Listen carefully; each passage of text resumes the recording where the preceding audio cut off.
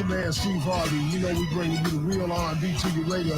Just keep us on at work and at play. That's how we do it. Global 99.5 FM in the Bahamas, baby. This is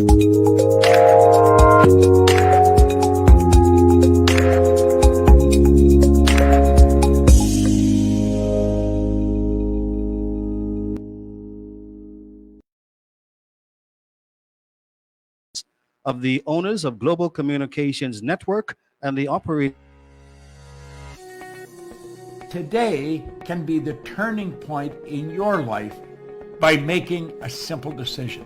Fundamental questions of navigation. Where am I? Where am I going? And how do I get there from here? I invite the leaders of our planet to ask themselves these three questions before they make any crucial decisions. But if you don't make decisions, you're going to stay right where you are. We are all map makers. We are in a time of transition.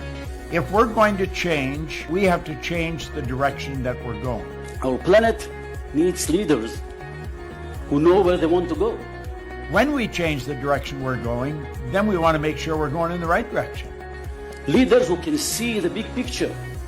Because if we're not, we're going to either go backwards or we're going to stay where we are. Recognizing the psychological and the spiritual shifts and changes that need to be made, often from the inside to the outside. To be able to shape your future, you have to be willing and able to change your paradigm. Complex journeys require navigation. The path to the truth is one such journey. This is your GPS. Hairstyling services provided by J.D. Edwards Salon and Spa, Palmdale Shopping Plaza, Madera Street.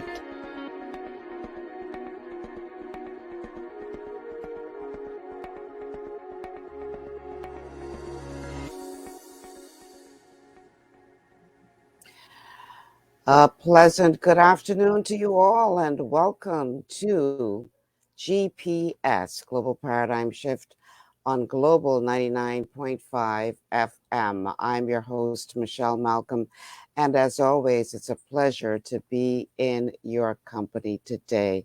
Thunk you so much for tuning in and making GPS a part of your afternoon routine.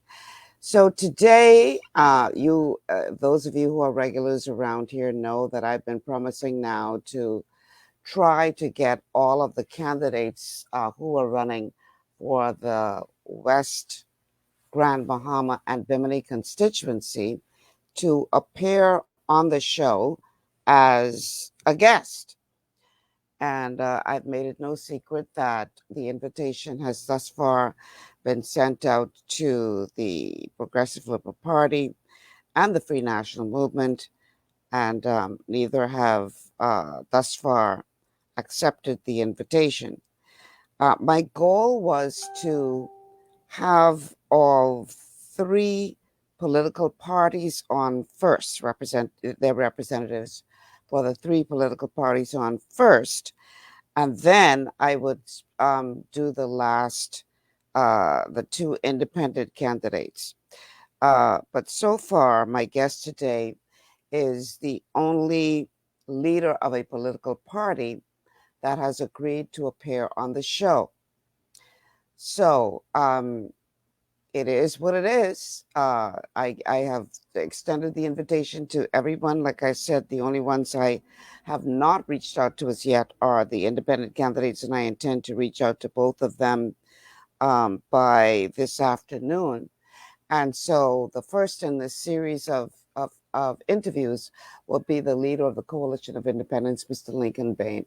Before we go ahead and introduce Lincoln into the studio, we have to, of course, let you know how you can become a part of this conversation, because as you know, we are open to all of you participating. And so the way to do that is to call 3260271, 3260271, 3260272, 3260272. The WhatsApp line for messages and calls is 8010271. That's 8010271. We're streaming live on Facebook, on the official Michelle Malcolm and Global 99.5 FM pages. We're also streaming live to rumble.com. That's rumble.com. And you just go there and look for Global Paradigm Shift, all one word. And that's how you'll find my channel on rumble.com. And of course, we are coming to you live on Cable Bahamas, channel 974. So if you are a cable subscriber, you can definitely check us out there. And you can also download the Global 99.5 FM app to your smart device and have us with you 24/7. Watch your show at your leisure at any time you so desire. A huge welcome to all of you who are tuned in by way of radio, especially our Grand Bahama audience, because obviously this by-election is all about you, West Grand Bahama and Bimini. And welcome to those of you listening from New Providence and throughout the country and the rest of the world. A huge welcome to all of you, no matter which way you are tuned in. Welcome, welcome, welcome. All right, so let's take this down. And there we go, Lincoln Ben. Hey, how are you, Michelle? I am good. How are you doing? I am awesome, man. Awesome. Now, we're going to have a problem, and I'm hoping you have some headphones near you because I saw a notification come up on StreamYard that says that you're streaming on Chrome. And most likely. Yeah, and there's an echo problem with Chrome and StreamYard. So if you don't have earphones with you, because they said to recommend that you use earphones, then maybe you would want to use another browser. You have earphones with you? Yes.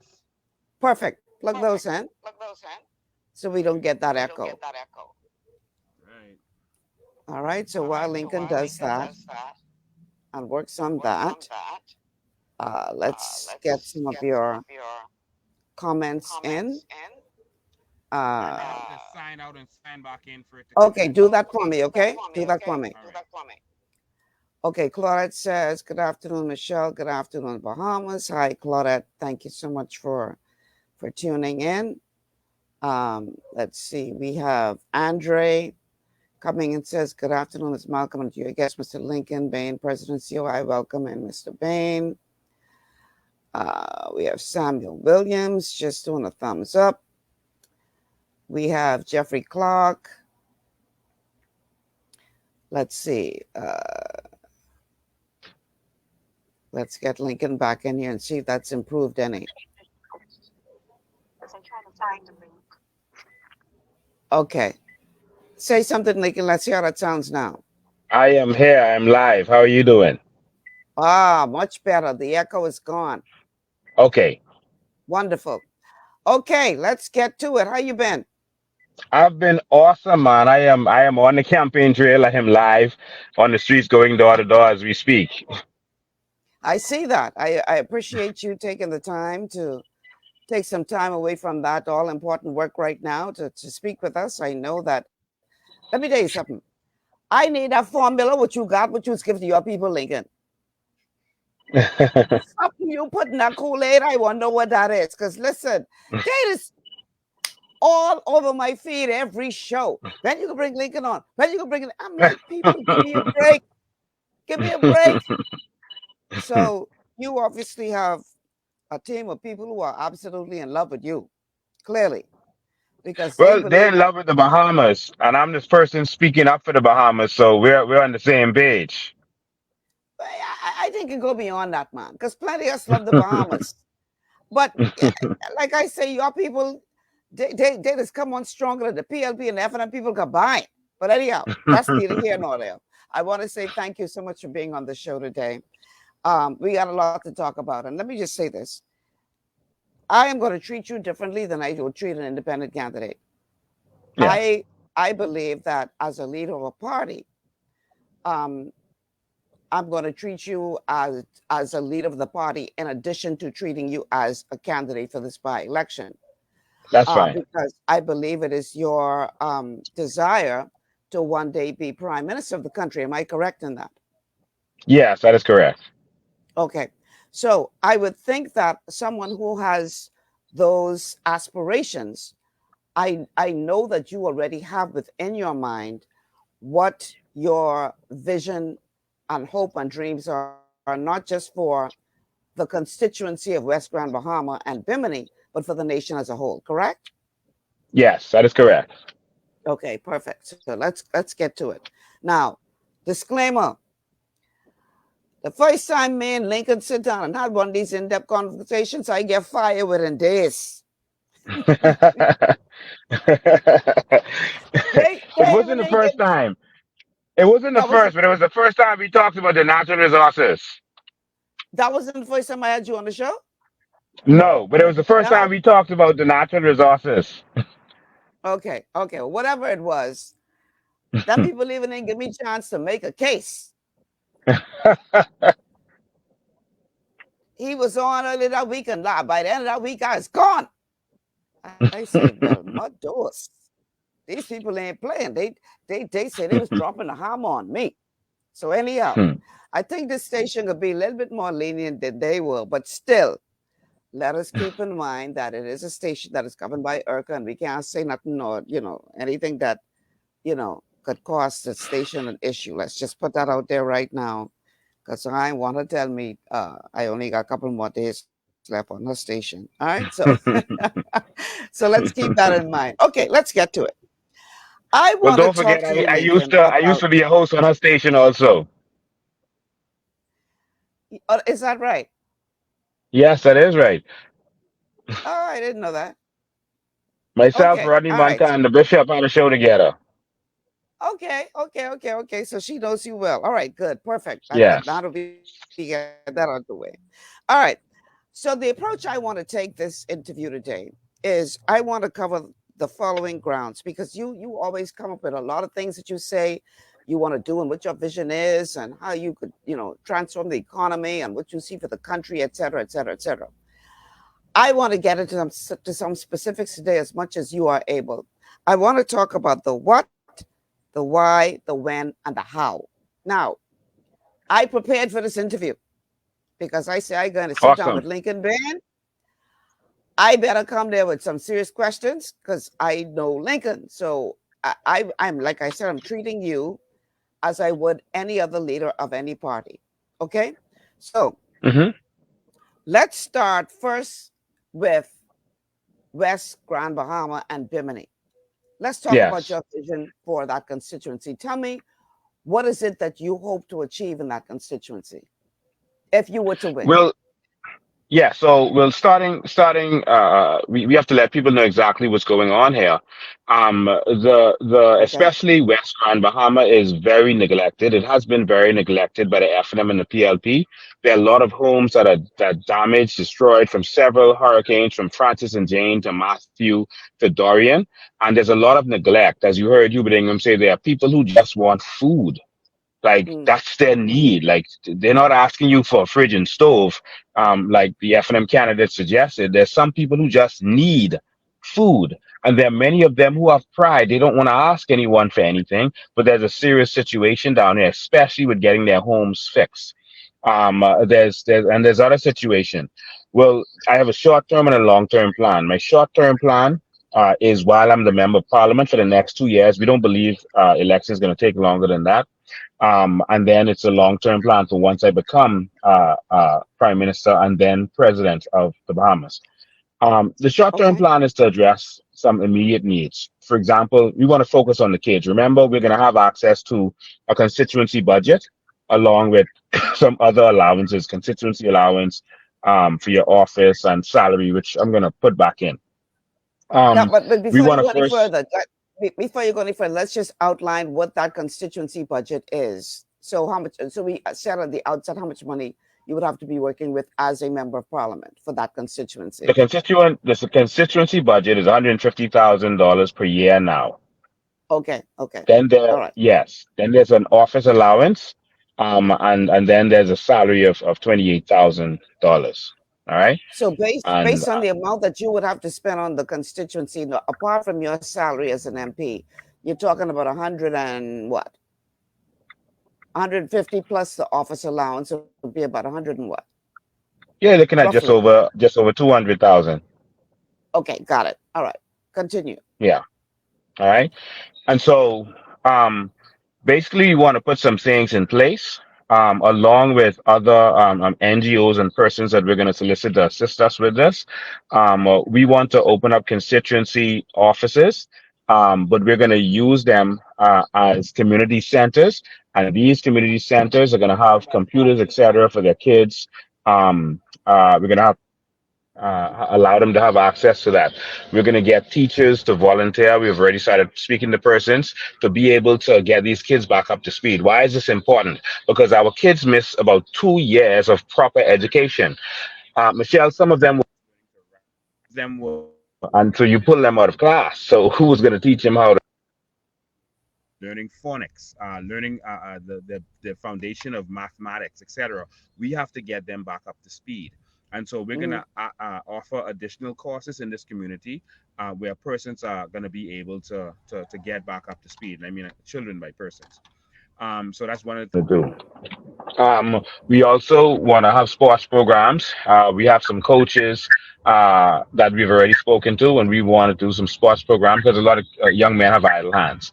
And so we want to make sure that they get off the street and they have mentors in order to work with. We've already spoken to 2 coaches as it relates to that. They're ready to go basketball, and we're trying to look at track. All right. To be able to do that for our kids in the community to assist them. We're going to do an apprentice program, teach kids stuff like furniture building, carpentry, electrical work, and this kind of stuff. Because we're told that they have no vocational skills being taught in school in Bimini and in West Grand Bahama. And so the kids come out of school and they have no skills to take with them. And so we want to do some additional programs. And so we started talking the skills people to be able to assist our young people with that. And so this is something that we want to do to help. Okay, I think you lost me just now, but we're back up. You're still here, but you froze there for a second. So repeat what you wanted to do with regard to the students having. Oh boy, it looks like we may have lost Lincoln. At least from my end, I don't know how it looks from your end, but from my end, it seems that we have lost him. Producer Jason, can you put in the chat whether or not you're seeing him has dropped out as well, or is it just my end? Okay, I'm here now. Can you hear me? Okay, you're back. You're back. Okay, I think it's because I'm driving. So what I'm going to do, we're going to drive to a spot where the internet is good, so we can stay up and running. Just that people are campaigning all around us. So we're going to do that now. So we may drop one more time as we're headed back out to where good internet is. So basically, I was talking about an apprentice program where persons can learn different skills because you know, they don't have any vocational skills being taught in the schools right now, and that's a major problem for a lot of our young men. And so we want to give them a skill so that at least they can have something to do, so they can eat. They don't have to resort to crime. Okay. Tell you what, I get to that spot as quickly as you can, if you can still hear me, because you're dropping in and out terribly right now. And I know that you have taken. So that's what we want to do. We're gonna have a skills bank, so that's a web can put their skills on this web. Want professionals, they can cater. Yes, I can. Okay, you dropped out there for a minute. You were freezing. Hello, can you hear me? We can hear you now. Yes. Yeah, go. All right, stay right there then. Put on the side there. Okay, we'll stay where we are. Okay. So hopefully you'll stay good here. Okay. All right, so we're gonna do a skills bank, website, mobile apps where people can put their skills on there, and people who are looking for a carpenter, a graphic designer, whatever you need, you can go online and you can get that anywhere on the island. So someone in West End who has a certain skill, someone down in East End could be able to say, okay, I want someone. Let me get someone who is on here to get them to give me some work, and that way they can advertise their work and people can know what they can do and help them to get some more business. So we're going to do that from a constituency level. Mm-hmm. We believe that doing these things are gonna assist our people. We also want to take some of our constituency budget, and we want to purchase a couple boats, because one of the problems that we see is that this is a fishing community, and the biggest thing I've seen with the PLP and FNM's so-called plan is that there's no plan for fishermen. 8 Mile Rock, West End, and Bimini, they are fishermen. I saw something in the PLP's plan about a farmers market to assist the farmers. But I don't know about any farm in West End. I don't know what they're talking about. I don't see any farms in Bimini. There's no space for that in North Bimini. And so we don't know what they're talking about, but this is a fishing village and there's no docks. And so that's shameful. And so we want to advocate to make sure that they get some kind of dock, even if it's wooden floating docks that are not expensive initially, so they could have some dignity in doing their craft. And we want to get a couple boats, small boats, so that young men or women can lease the boats, because there are women who are fishermen also, can lease these boats and take the boat out. Then maybe partner with a couple of people, lease the boat for a day, $50, $60. Don't hold me to the number. They'll decide what that should be. Take the boat out, get your catch, your conch, your crawfish, your fish, and bring it back in and sell it. And now you're helping them to the point where eventually they can buy their own boat. But you gave them a hand up in doing that. As long as they keep the boat maintained, they can continue to have access to it. Monies from that can go into other programs, other things that we want to do. All right, monies that we make from leasing out the boats to these guys, that can help build docks and do other things that we want to do. All right. So that's important. We also want to encourage them to build a fish fry on the water on West End. All right. A lot of them are talking about doing it now. Some people have already started, but we want to encourage that in that area to make it more of a hangout spot to bring economy to the area. That will cause us to be able to have, carpenters will have jobs. The carpenter can now pay the barber, the barber can pay the food store. And so money is going to move in the economy. Right now it's sitting down dead. And this is a problem. All right. So these are some of the immediate things that we want to do. But the biggest thing that is going to happen is that they're going to have real representation. So more than any of these things and all of the calculation and deciding what it is we want to do, what the people want is real representation. One of my last conversations with OB, I've said this over and over, was when we were fighting for the people to get their crown land in Carmichael Road, when they sent the defense force to battle me, et cetera, and we won that. But OB was there at one point, and OB came to me and he said, Lincoln, I admire and respect you, because the things you say and do, I wish I could say and do. He said, but the problem is, when you're in a party, you have to toe the party line, and you can't say anything that's going to hurt the party. So sometimes you have to let the people get hurt so that the party doesn't get hurt. And so he said, we need people like you, because you can speak freely and you can fight for people freely.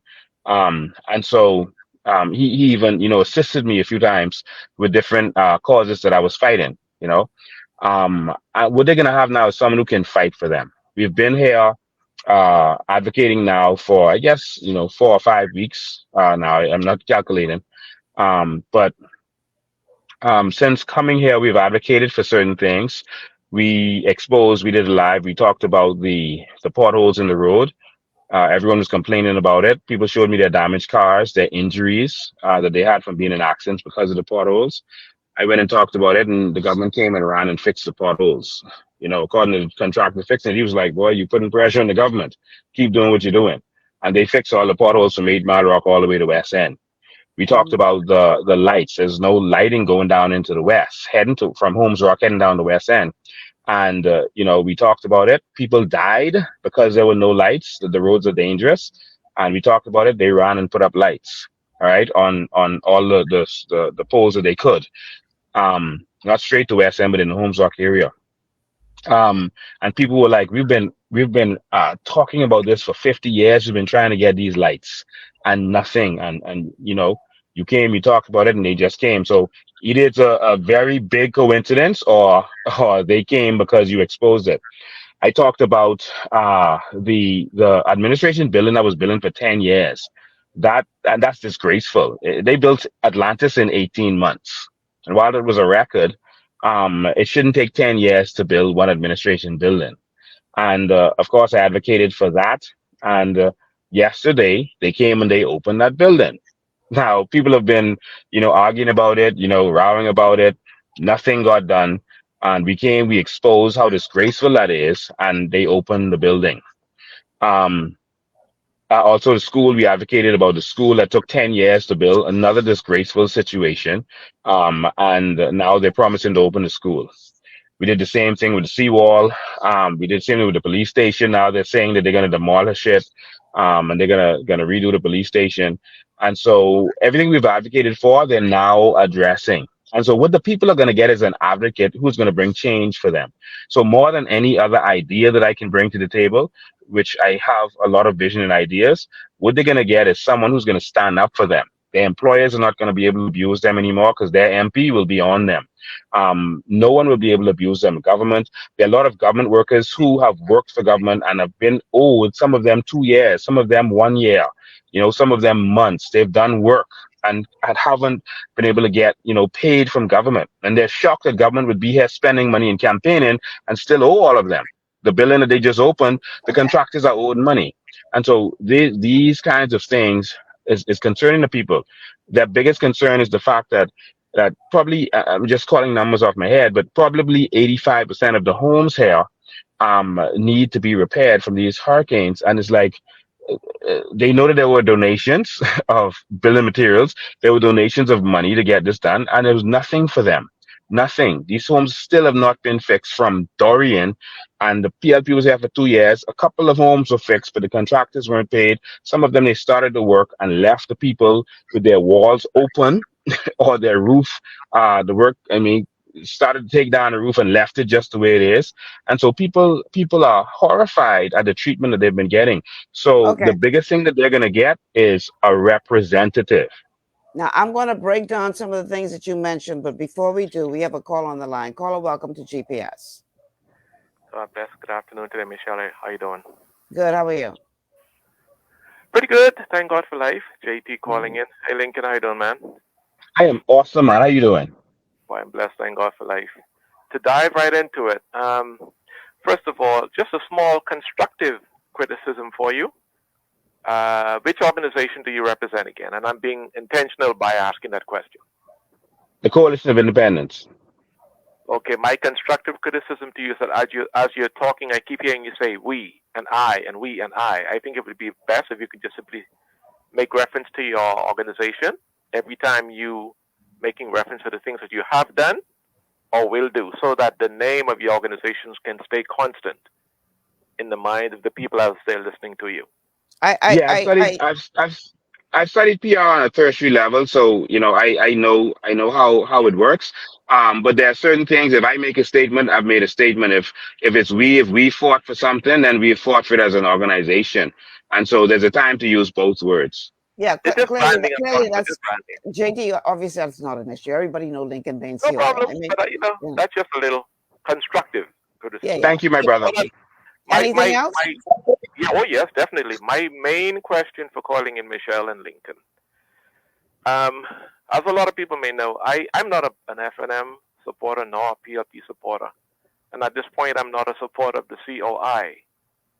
What I'd like to know, Lincoln, is what does the COI in this by-election and or otherwise bring to the table that is different than the PLP that would cause a JT to want to vote for the COI And I'll end on this question, Michelle.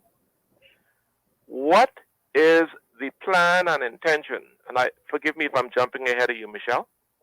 But what is your plan and intention in regards to the natural resources and bringing true financial freedom to this country?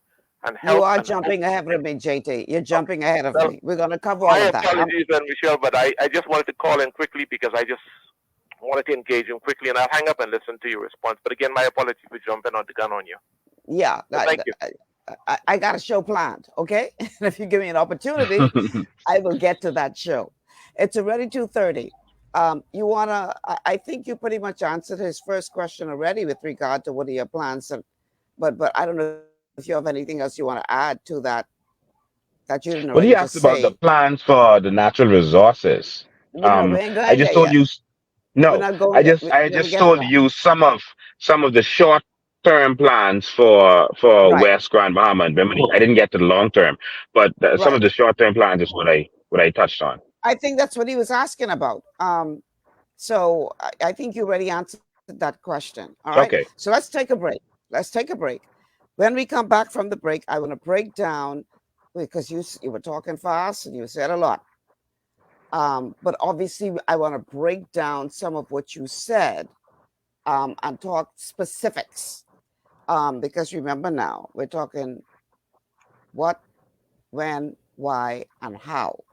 And some of the things that you did say, I want to look at that what, when, why, and how. Okay? So let's take a break. And then on the other side, we will go into more specifics with Lincoln Bain, leader of the Coalition of Independents. Stay with us. This is GPS.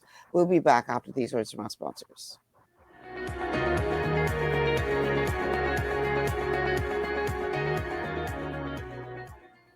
Global Paradigm Shift will return after this. Understanding your microbiome, also known as your gut ecosystem, can change everything you thought you knew about nutrition, digestion, immunity, and metabolism. Keeping your gut ecosystem healthy and balanced is essential.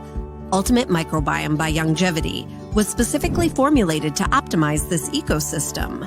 It provides the advanced support your gut needs through prebiotic, probiotic, and postbiotic supplementation. Our unique blend of probiotics includes Lactobacillus and Plantarum, healthy bacteria that can help prevent harmful bacteria from taking over your gut.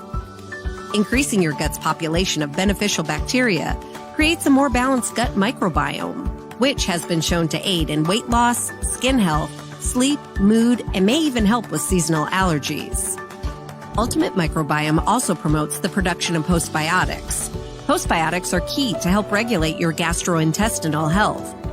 To enhance digestion, Digizyme Multi-Enzyme Complex, a blend of 5 specific enzymes, has been added to Ultimate Microbiome. It can help break down food so your body can better absorb nutrients.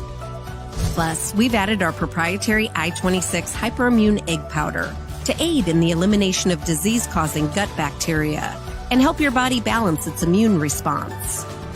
Ultimate Microbiome, the scientific, proprietary, and holistic approach to gut health that helps optimize your body's entire gut ecosystem. To learn more, contact your Longevity associate. Welcome to Sunshine Auto, the hardest place on the planet for rims, tints, and tires. We are your auto superstore for rims, Lexani, Azaras, Trueform, Western, Lux, Fuel, Tracklight, Tough, Rough Racing, Velocity, Mud, all-terrain, and low-profile tires, cars, homes, and commercial window tinting. At Sunshine Auto, we put God first and customer is king. Blessed love.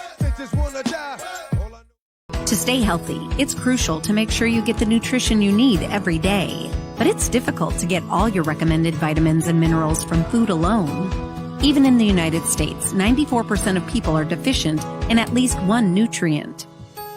Beyond Tangy Tangerine 2.0 by Longevity is a simple, convenient, and affordable way to help your body get the essential nutrients it needs. It's an advanced plant-driven multivitamin mineral complex that contains certified organic whole foods, trace minerals, and antioxidants. BTT 2.0 supports your body's natural defense system with a proprietary blend of energy-boosting and body-loving nutrients, plus prebiotics, probiotics, amino acids, and enzymes that support digestion. With an unusually high ORAC score of 8,000, you get even more antioxidants to help combat free radicals that can cause damage to your cells. But to get the most benefit and value from any multivitamin, your body must be able to break down the nutrients so you can fully absorb them. Otherwise, they'll just pass through your system without doing any good. Beyond Tangy Tangerine 2.0 was specially formulated with synergizing cofactors to ensure you get maximum nutrient absorption. Beyond Tangy Tangerine 2.0 is the easiest way to give your body the balance and complete daily vitamin mineral supplement it needs for optimal support of your overall health. To learn more, contact your longevity associate. This portion of GPS is brought to you by Tiki Bikini Hut at Junkanoo Beach. Great food, cool tropical drinks, and family fun in the sun. And we are back. Welcome back to GPS Global Paradigm Shift on Global 99.5 FM. Michelle Malcolm here with my guest today, Lincoln Bain from the Coalition of Independence. We are streaming live on Facebook on the official Michelle Malcolm and Global 99.5 FM pages. If you haven't already done so, please like and share the show. Let everybody know we're on the air. You can also find us on rumble.com. That's rumble.com, and search for Global Paradigm Shift. All one word, no spaces. Global Paradigm Shift on rumble.com, and you'll be able to watch us live there. You can also catch us on Cable Bahamas, channel 974, and you can download the Global 99.5 FM app to your smart device and take us with you 24/7. The telephone numbers to call are 3260271. 3260271, 3260272, 3260272. The WhatsApp line for messages and calls is 801-0271, 801-0271. And last but by no means least, welcome to all of you who are tuned in by way of radio, whether in Grand Bahama. I put New York first because obviously this by-election is all about West Grand Bahama and Bimini.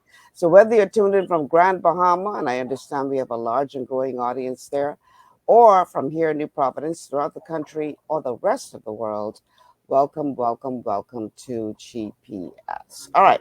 So my guest today, as I would have said earlier, is Lincoln Bain, leader of the Coalition of Independence, who also happens to be a candidate vying for the seat of West Grand Bahama and Bimini, which you all should know by now was vacated by the death of the late Honorable Obadiah Hercules Wilshcombe.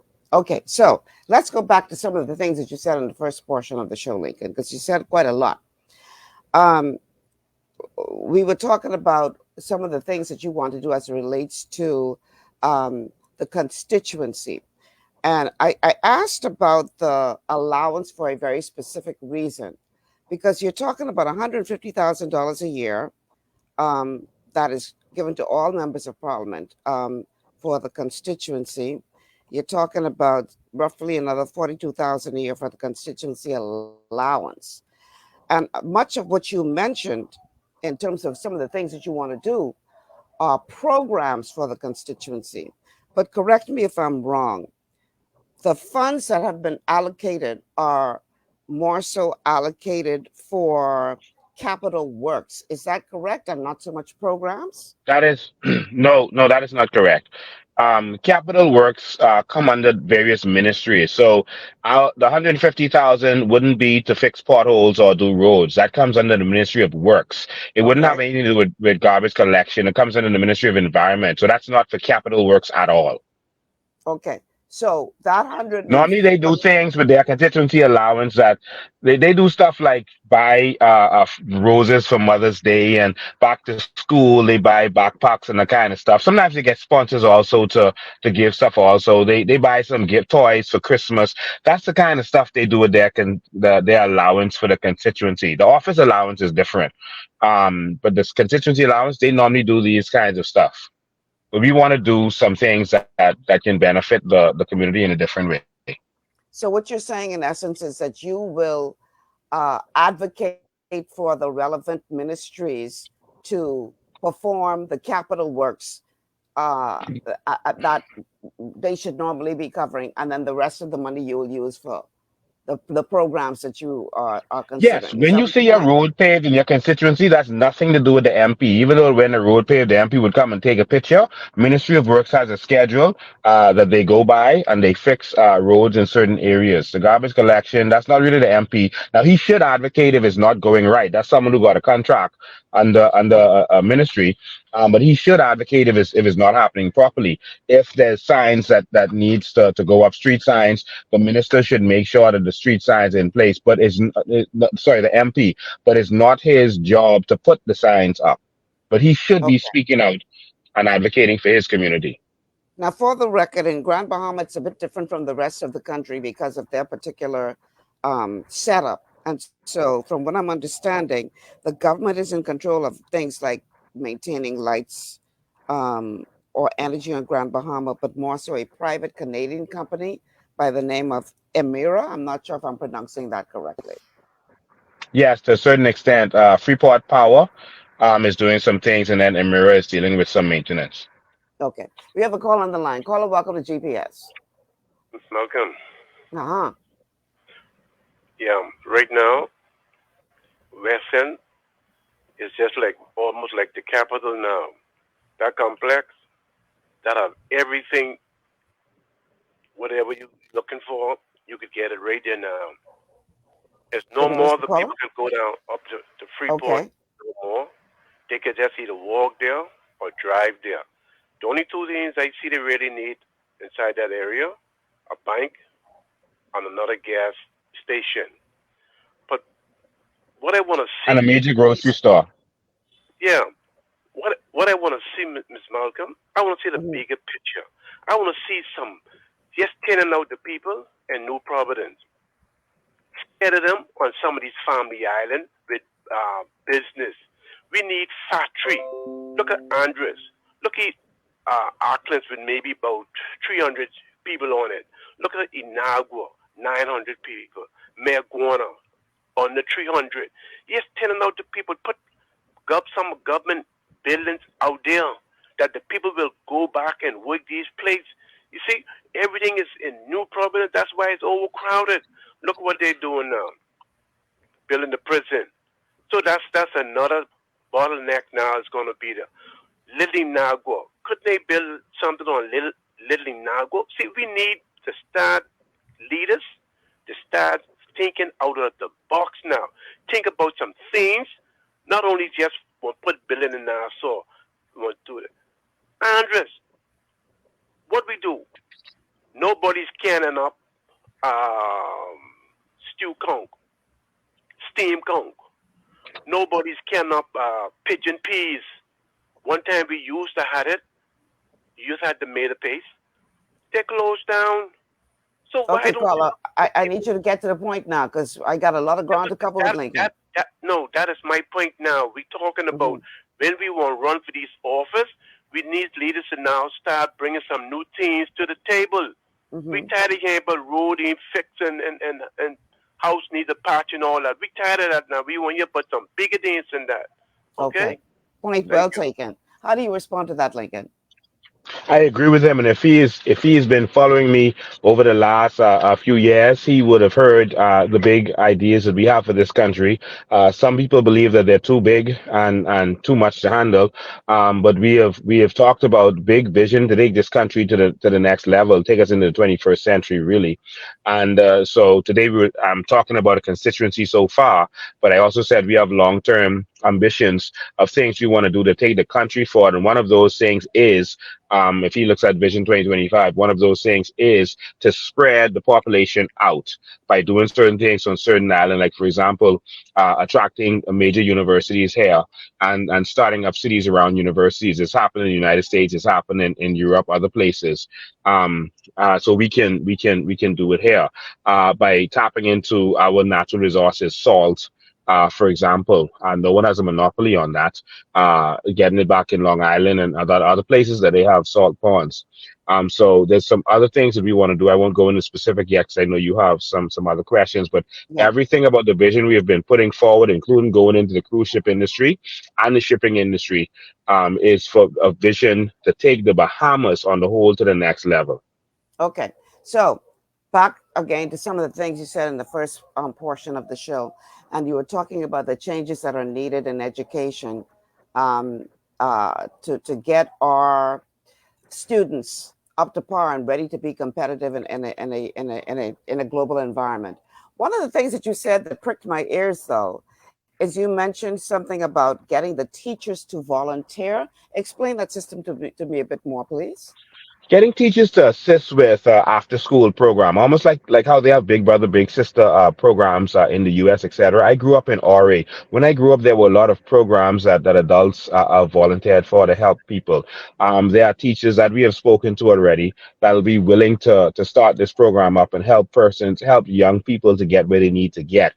We can use some of the constituency allowance and raise money from sponsors the same way they raise money from sponsors to do Christmas giveaways and that kind of stuff. We can do it to help get our children's education back up to par so that we can give teachers a stipend to be able to assist them. Teachers here locally for things that are more practical, and also teachers that can do it via video from other islands, New Providence, Andres, wherever they are, to be able to zoom in and help these kids with their math, their Spanish, whatever it is they need assistance with.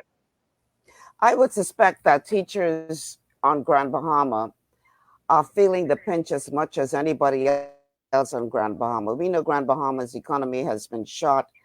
It's like Grand Bahama can't catch a break from the multiple hurricanes that have passed through there. And as you and others have pointed out, people are really hurting still in that constituency, homes in need of repair. You're saying, as did the Free National Movement representatives, that people are just trying to find food. So how is it that you are able to justify asking teachers to go yet again above and beyond what they're already doing? Because one of the complaints often of the BUT is that, you know, what y'all seem to be forgetting that we have needs as well. How do you justify Teachers already do this. Teachers who are working for government right now go above and beyond. I had teachers who went above and beyond for us. I had a music teacher, Dr. Robinson, when I was at EP Roberts, a little school in Angliston, that worked after hours, that worked at night in order to, because we had a choir that was raising money to go and travel, you know, to Disney World, Australia, wherever, to go and perform around the world. And so teachers are already doing that.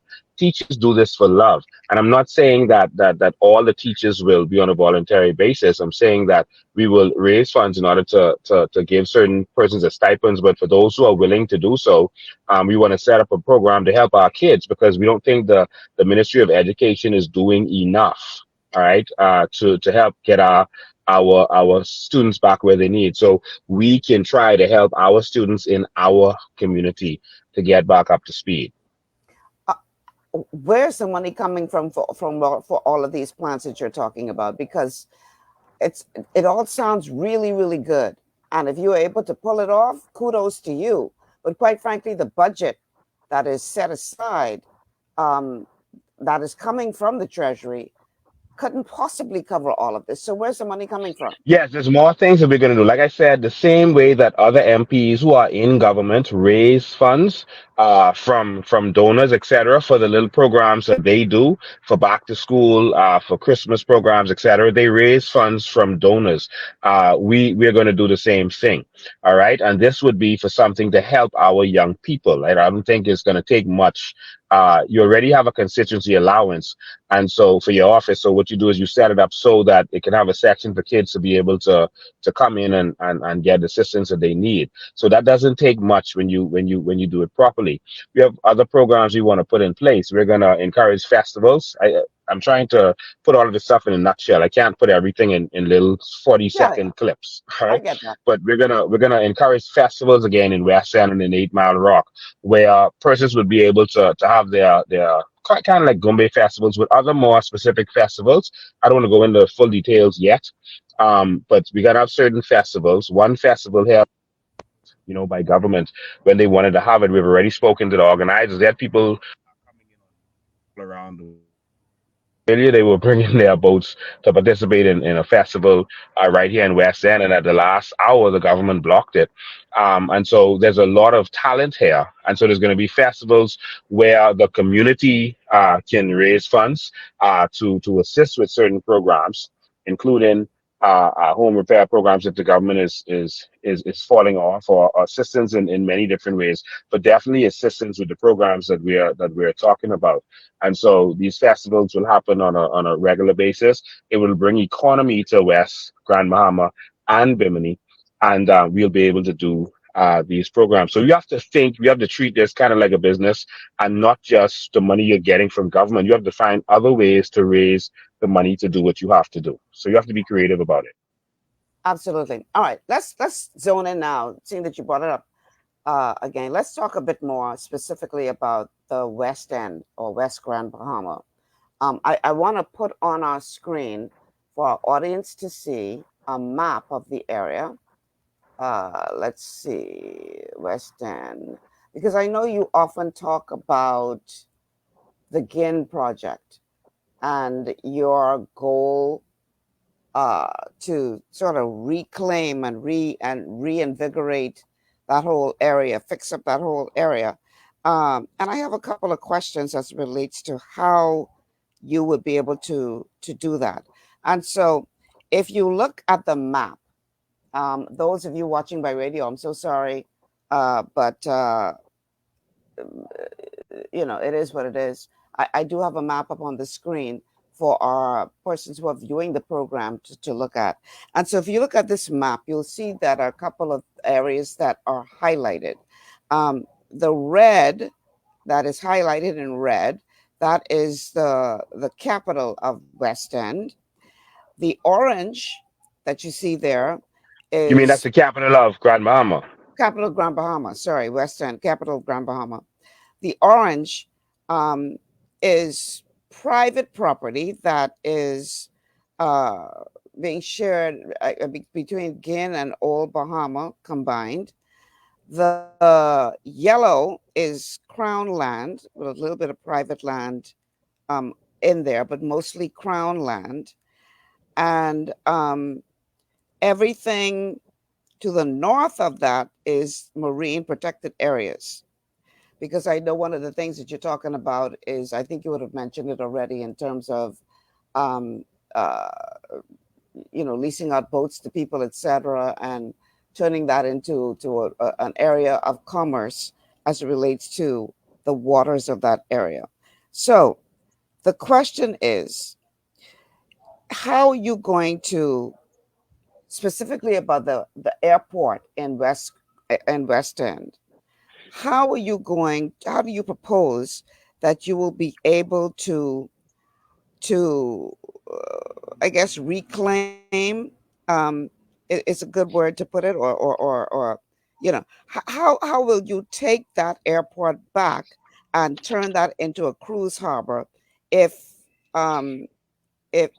you know, if it's not all Crown land? How do you propose to do that? You're talking about the long term once we get into government. All right. So I just don't want to confuse people to think that I'm saying that as an MP, I would do certain things. So if you want to jump over to the long term, and once we become the government after the general election, then we can jump to that. I just want to make sure people are clear. Right, on I that. get it, but remember the outset now. I ain't talking to you just as the candidate for West End Grand. Yeah, I understand that, but I just want to make sure people don't get confused, and then people take snippets from videos, and then they confuse what was actually the context. Yeah. So I just want to make sure I make that clear. Obviously, this couldn't all be done within 2 years. So Yeah, or as an MP alone.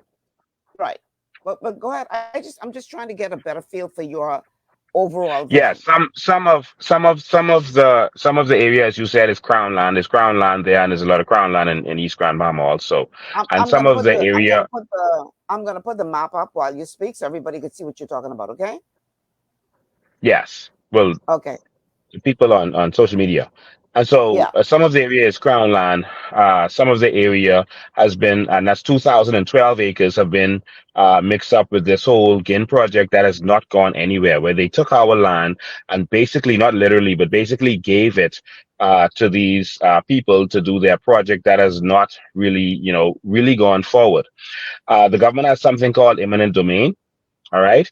And I think with eminent domain, we need to have strong governance, and we need to take that area, since nothing has been done with it up to this point, and we need to revive this area. West End is dead economically, and the whole of Grand Bahama is dying. And on life support, something needs to happen. We need a jolt, and so we are going to deal with that. Those persons who may have an interest should be compensated.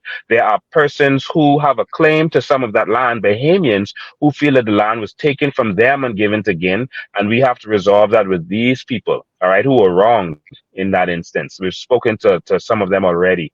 And so as a government, we have to right the wrongs that our Bahamians have been going through as it relates to government taking land and giving it to foreigners to do things with it, or government taking their land to do things with it, like build, extend runways, etc. So eminent domain is going to allow us to do certain things right there. So that's the how. Okay, we have a call on the line. Caller, welcome to GPS. Good afternoon, Michelle, and good afternoon, Mr. Baker. Good afternoon. My daughter came home about 7 or 8 years ago when she was studying forensic accounting, and she went to 2 reputable firms, and for what they offered her was an insult. She came back to me and she said, "I'm going back to Florida." I have a son who discovered that he's very skillful with his hands and was a little disappointed going to college and should have chosen vocational school instead. And then my last son, he's in Guatemala studying Spanish after getting his master's in architecture management. Their thing is they decided not to come back home because the expats get treated like first-class citizens. What are you putting in place to stop making our children or Bahamians feel like second class when in fact we are first-class citizens, so that they would want to come back to the Bahamas? None of my children are home, not one of them, because of what they've seen going on in our government all their lives. And they're 35, 31, and 25. Wow. I would love to have at least one of my children back here with me. Yeah, because of the lack of vision of our leaders over the last 50 years, mostly, especially after the first 10 years, governments only do what they can make money from under the table. If them or their cronies aren't going to benefit from it, they just don't do it. That's my opinion. And so that's why the country hasn't moved in the direction it should. That's why we're so backwards. That's why we don't have the proper facilities that we need, even all over the Family Islands, etc. And this is one of the things that we have to change. Our whole thrust is about putting Bahamians first and getting us from that culture of getting our children educated and sending them away to build another country. We have a vision to build this country using the benefits of our natural resources and whatever we can get from our carbon credits to be able to start building this country, letting our children not just come back for jobs, but come back with opportunities where they can get grants, where they can get dividends from their natural resources, so that them and their family members can put together and go into business together and do things that they dream of and love together, so they can come home and build what we need. Tourists are getting bored with the Bahamas, mostly because it's just beaches. There's nothing to do. Most of them don't even leave the cruise ship. So the PLP is bragging about 8 million tourists. The number increases all the time because more cruise ships decide to come here. There's nothing to do with the government. But most of those tourists don't leave the cruise ship. There's no product for them. When you come off of Bay Street, there's very little to do. And so we need to build a Bahamas that's more than just attracting some tourists. We need to own our number one industry. We need to own our economy. And once this starts to happen, we're going to stop treating our Bahamians like second class. If we do work for you, which we're encouraging us to be honest, if we do work for you, you're going to pay us and pay us properly. So the game is going to change for Bahamians. There are talented Bahamians all over the world who are at major companies. I mean, Google. I mean, you think of the major companies, they have Bahamians working at them who would love to contribute to our nation, but there's no vision. Our our leaders are lost, and this is our fight. Our fight is to get us to the point where we stop leaving, migrating. That's never been our culture to migrate. We always love the Bahamas. We always want to come home. But now there's nothing here. The whole country is dying and stagnant. We need change, and that's why we fight. Amen. All right. Thank And, you, caller. Michelle, can I make one more statement, please? Go ahead. This is to my Bahamian people. My father was an avid promoter, advancing the PLP. My father was a building contractor, and when he stood up to the government, he was victimized, and he could not get not one job in the Bahamas. He had to relocate his entire family to Houston, and we stayed over there. I decided to come back home, and everybody wanted to know, why are you going back there? That was when the drug ring was at its highest, and my family couldn't understand. And so I said, you know what? My father has been gone for 7 years, and if he sees that I'm wanting to be a voice in the Bahamas, he would be amazed. And to hear people saying, even my daughter, she said, Mama, why are you getting so vocal in politics? I said, I don't have nothing else to lose. I have 3 children and I have 2 granddaughters. And when I hear Bahamian people saying stuff like, oh, I'm not voting, oh, I'm not getting involved, no, I am not going to leave this fight for my children and my grandchildren. I am going to leave a legacy for them. If it's and it ain't going to be the last thing. It's going to be one of the first things I will do for them. So Bahamians, open up your mouth and let your voice be heard. Thank you, Michelle. Thank you, Mr. Bain. Thank you for calling. Thank you. You want to respond real quick before we take this break? Victimization is going to end as a practice in the Bahamas. It is going to end.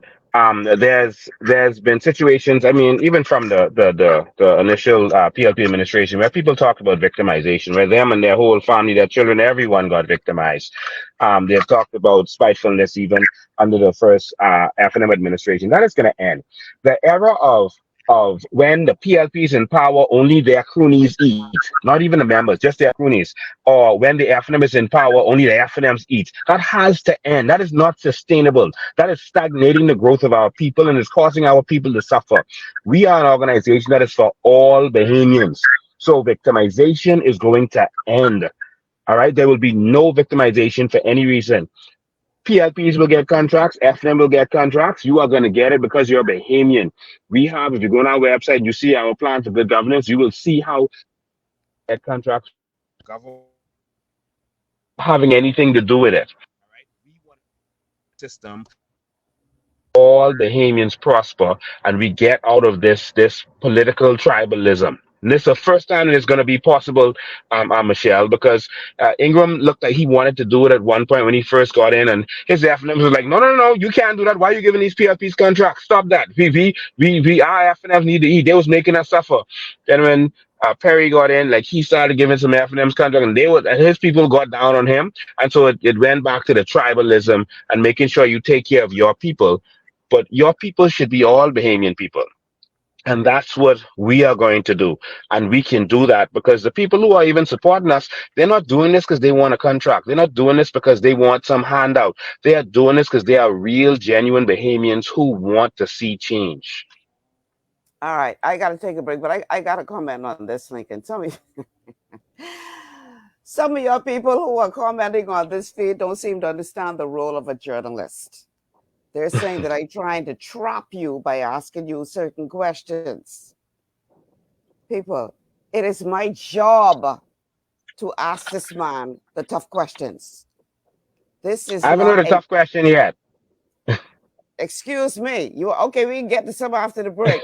But let your people know, please, that I'm doing my job. I don't know what they thought was going to Yeah, happen when you came yeah, here. If you're this doing is your just going job. to I'm be not a afraid of any question. That's what we're here for, and that's what I believe that all politicians moving forward should be subjected to. I've called for a debate. Of course, they're not going to participate in a debate because they really have no vision and they don't want to answer questions. They want everything to be pre-scripted. Um, Everything I'm saying to you is from the heart. There's no paper in front of me. I'm literally on the road, watching what's going on around me and talking to you at the same time. This is in me. This is what I believe, what I've studied, what I've experienced in, and we want a new Bahamas, and we're gonna bring that new Bahamas. All right. So let your people know, please, so they can stop putting foolishness on my page, because I ain't got much patience. All right. All right. Let's take a break. When we come back, we're going to continue this conversation. Mr. Bain said he ain't got a tough question yet, so I can try. I can look for a couple for him. All right. All right. We'll be back after these words from our sponsors. This is GPS.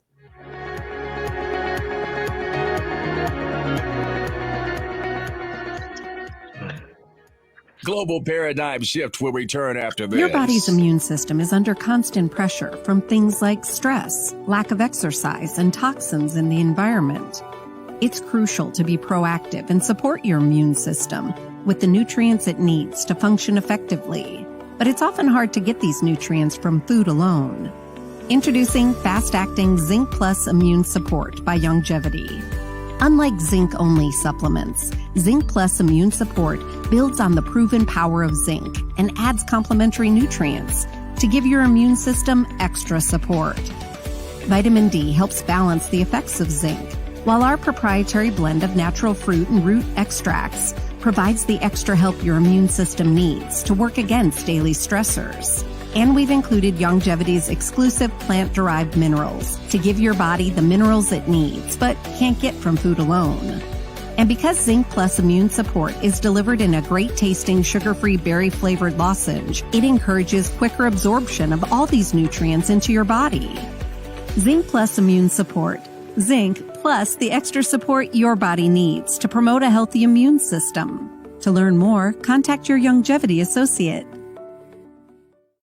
Welcome to Sunshine Auto, the hardest place on the planet for rims, paints, and tires. We are your auto superstore for rims, Lexani, Azaras, Trueform, Western, Lux, Fuel, Track Life, Tough, Rough Racing, Velocity, Mud, All-Terrain, and low-profile tires. Cars, homes, and commercial window tinting. At Sunshine Auto, we put God first and customer is king. Glasses love. It's gotten harder and harder to get your daily requirement of vital nutrients from food alone. Without additional vitamin and nutrient support, your health and well-being can suffer drastically. That's why Z-Radical was specifically formulated. It combines a blend of antioxidant-rich vitamins, minerals, and botanicals with the protective powers of fucoidan to help fill the gaps from lack of nutrients in your foods. The core of Z-Radical is fucoidan, a naturally occurring polysaccharide that helps stimulate immune reaction, protecting you against inflammation and oxidative stress. We harvest this powerful mineral-rich nutrient from brown seaweed, harvested only from the world's most pristine ocean waters to ensure the purest quality. It's then extracted using cold process technology to ensure maximum levels of bioavailability. Then we add essential vitamins that help to protect your cardiovascular and nervous systems and are crucial for optimal immune and neurological function. Z-Radical also includes a proprietary blend of delicious antioxidant-rich fruits and berries. This great-tasting combination helps your body combat free radical imbalances that can contribute to a variety of degenerative conditions like arthritis and heart disease. Z-Radical. Experience the power of fucoidan with antioxidant-rich berries, 8 essential vitamins, and more to provide you with potent health benefits. To learn more, contact your Longevity associate.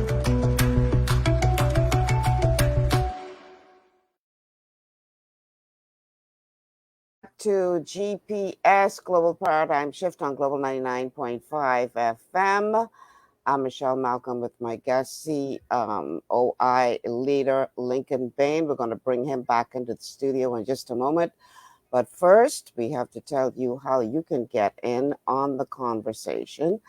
The telephone numbers to call are 3260271, 3260271.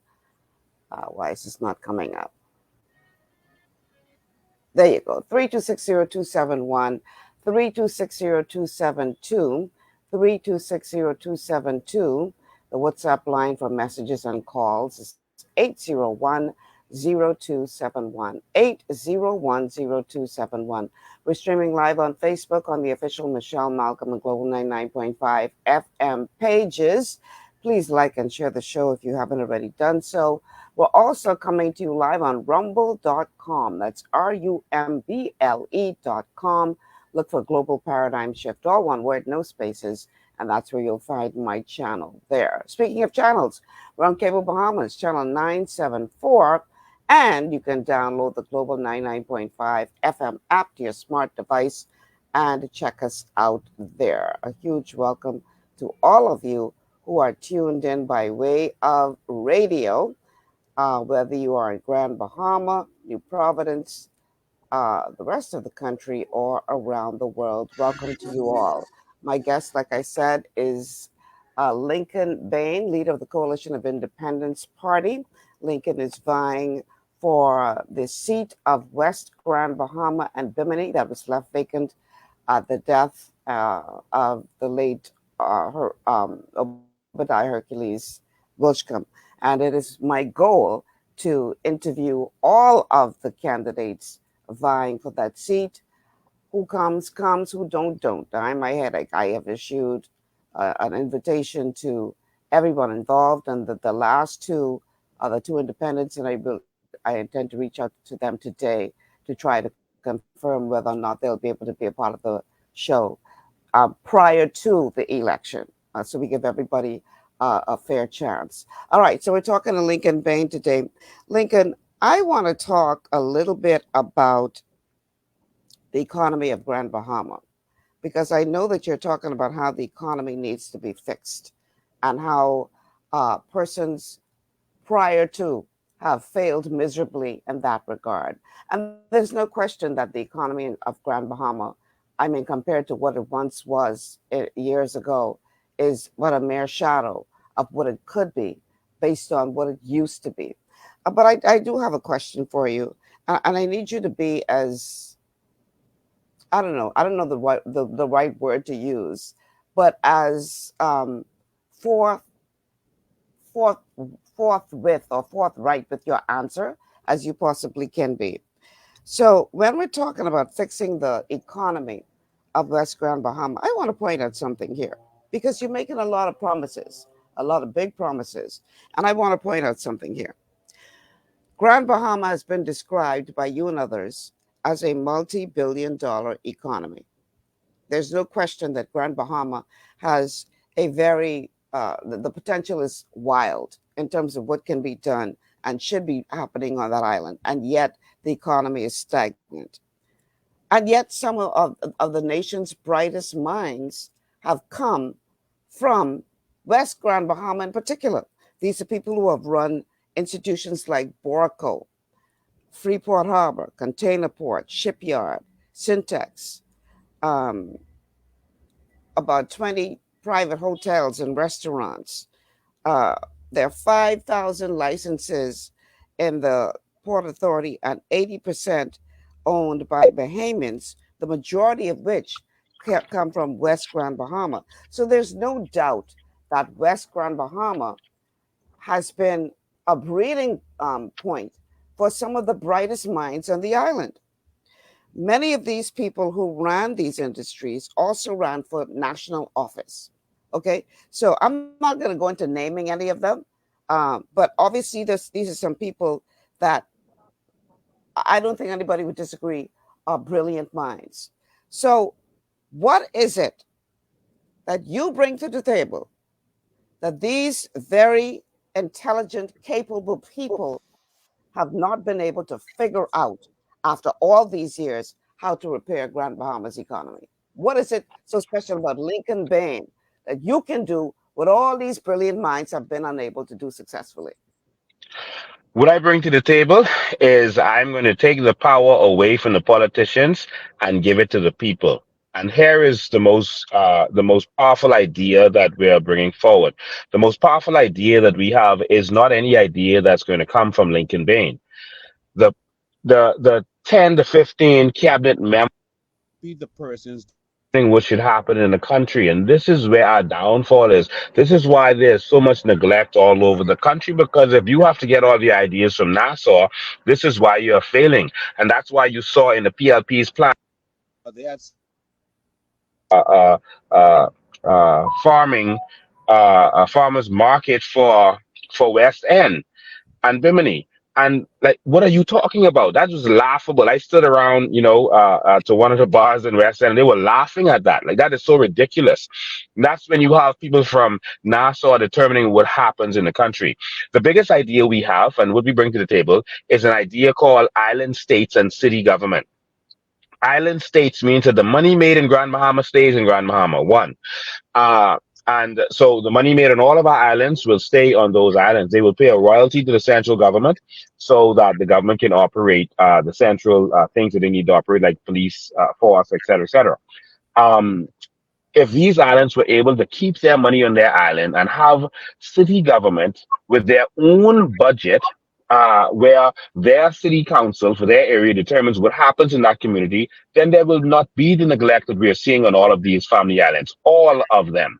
There will not be, you will not have to run behind an MP to do the potholes, to fix the potholes. You will not have to run behind an MP to get streetlights. You'll have a district council, which is made up of people in the constituency.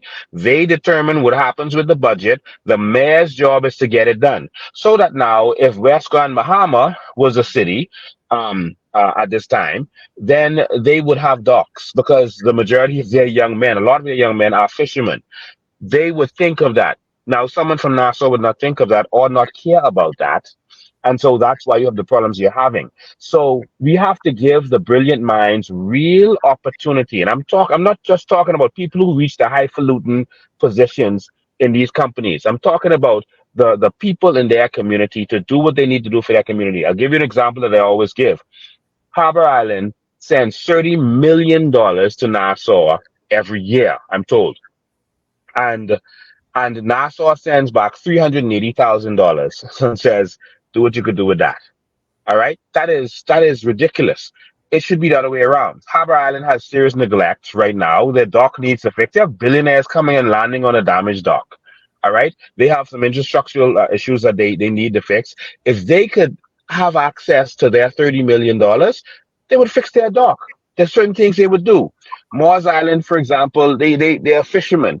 They need a dock now desperately, and they're not getting what they need. All right. And so this is how the first thing that we're going to do to change the game. The people of the community are going to be the ones. So this complaint of, you see the MP before election, then you don't see him afterwards. Well, in this scenario, you won't need to see him, because you will determine what will be done in your community. I'm not looking for power. No one who's running with the COI is looking for power. We're looking to take power from the politicians and give it to the people.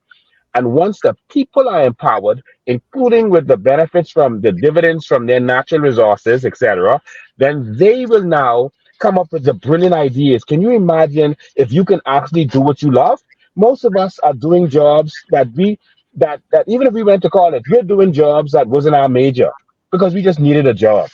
Most of us are just doing jobs because we need the money, not what we love. But if we can do jobs that we love because we are benefiting, then it would change the entire country. And this is what has happened in countries where they let people benefit. So Norway doesn't let you get direct benefits, but there's other countries that do give you a lot of benefits, like certain Middle East countries, Qatar, Dubai, Bahrain, the United Arab Emirates. And so people are sitting around thinking, what business can they do today? They're partnering with their family and friends because they get a free piece of property. When they get a certain age, half an acre, they get the money, a grant to build a house on the property. They get $20,000 when they get married. All right. They get a certain amount of money when they turn 18. They get a certain amount of money in a government check every month in certain instances. And so that gives them a cushion. The reason you won't do your dream, the reason you won't open a station right now and spend all that money, Michelle Malcolm, is because if you fail, you're going to go broke. And maybe you might have a kid in college, or you have a mortgage that's due and you can't take any risks. But this is going to change the game, and the ideas are now going to come from the people and not the politician. That's how we're changing it. So all of the dream casting you see me putting out there and the ideas we're putting out there, that's ideas to show people that we can be better, we can do different. But the real ideas are gonna come from people like you. All right. Now, just for the record, we do have a call on the line, but for the record, who I was talking about was not people from New Providence. I'm talking about brilliant minds from within Yeah, I Grand understand Bahama, that. and specifically within West End at that, West Grand Bahama at that. But we do have a call on the line. Caller, welcome to GPS. Yeah, good afternoon, Lady Malcolm, and good afternoon, Good President afternoon. in Meeting Beings. Good afternoon. Yeah, good. Unlike Exuma with that big hospital there, I understand that you say the Progressive Liberal Party has opened the Obadiah Hercules Center. My first question is, it's one thing to open it, but are there furnitures and personnel to man that building? Based on what I saw, that I saw a lot of empty rooms. I didn't see a lot of furniture in there. It seems to be empty, like they just rushed to open it. I guess because pressure was being brought to bear on them. I don't see the personnel in there yet. I saw a video where someone didn't. I guess they might not have known they were being recorded, and a government person, they said, no one wanted to come there. I don't know what they meant by that. It's been a couple of days, so the fact that it may not be fully fun. When did they open that? A couple of days ago. Michelle, it's been 10 years. It's been 10 This years. government has been in power for 2 years. And if they had plans to open that, it shouldn't have been since Lincoln got there. We want to hurry up and open this because the COI has been talking about it. It should have been, we've got into power. We've been here for 2 years. Let's organize getting this open and open properly. And open it properly. Open it properly. That was my concern. We're hearing rumors that they were putting old furniture in that building, old moldy furnitures in a new building. That doesn't make any sense. The police haven't moved from where they are yet. The police station is behind our headquarters. They're still in their station. They haven't moved to that yet. If you open the building, just open it properly. It's clear that they just rushed to open it before election just to say they opened it and to put the former member of parliament's name on it. It's a disgraceful situation. Yeah, well, I also envision you seeing that both parties wouldn't give us the freedom of information. I envision you getting in the House of Assembly as a living, walking, two-legged walking freedom of information. Is that possible if you get in there? I am a living, walking Freedom of Information Act outside of the House of Assembly right now. I've been releasing information to the Bahamian people fearlessly without fear. In 20 years that I've been doing this, I've not been sued for defamation once or arrested for defamation. I have called names and company names and person's name and said what it is they're doing, and I've never been challenged, not once. Not once as a politician or anyone whose name I've called said Lincoln is lying. He's not telling the truth. And so in Parliament, we are going to table the skullduggery that they're doing. We are going to stand up for the Bahamian people, and we're going to hold their foot to the fire the way it should be done. Okay. Last thing, I hope I'm not jumping ahead of Lady Malcolm, but I don't know if you're going to mention the hot button topics today, which is immigration and crime. I'll hang up and listen to your response. All right, thank you. I didn't actually have that on my list, but since you brought it up, what's your plan for that? Particularly for that constituency, Lincoln and beyond. And then after the next break, we're going to talk about what everybody's been wanting to hear about, and that's the natural resources. But let's deal with immigration and crime first. What are your thoughts as relates to that? Well, immigration is a nationwide issue. It's very much a nationwide issue. I've been saying my thoughts on immigration. I am against illegal immigration. I'm not against Haitians. There are many people who are spreading these false interpretations that I don't like Haitians. All right, I have no problem with Haitians, Americans, or anybody. My problem is with illegal immigration. And one of the reasons I have a problem with illegal immigration is because I was a police officer, and I've seen where persons who were here illegally were abused because of being here illegally. I've seen women who were raped and could not or did not want to make a police complaint because they were illegal. I've seen men who were robbed and they did not want to make complaint. They were targeted. and they would not make a complaint because they were illegal. And so, if you come here legally, if you come the right way, you can have a bank account. All right. If someone wrongs you, you can go and get justice. Even though if you're legal, you still can get justice, but it would give you that comfort to say that I can go to the police station and they're not going to deport me when I make a complaint. So that's one of the reasons. And I feel that no one should grow up in a shanty town.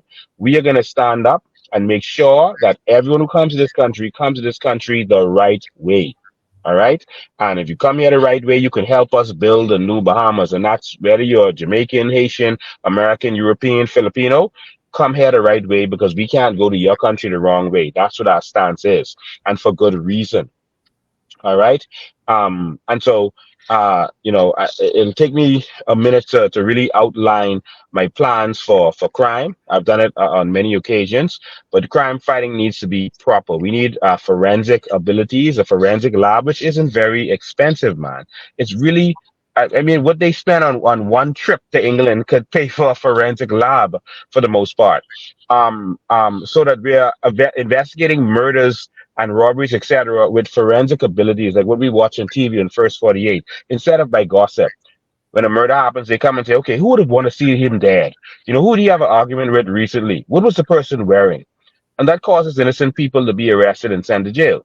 But if you have proper forensic investigations, where we're not sending our rape matters to the DNA test to another country, and it takes long to get it back because they got to prioritize their people, it can change the game. They spend all this money on drones, etc. They're not using it properly.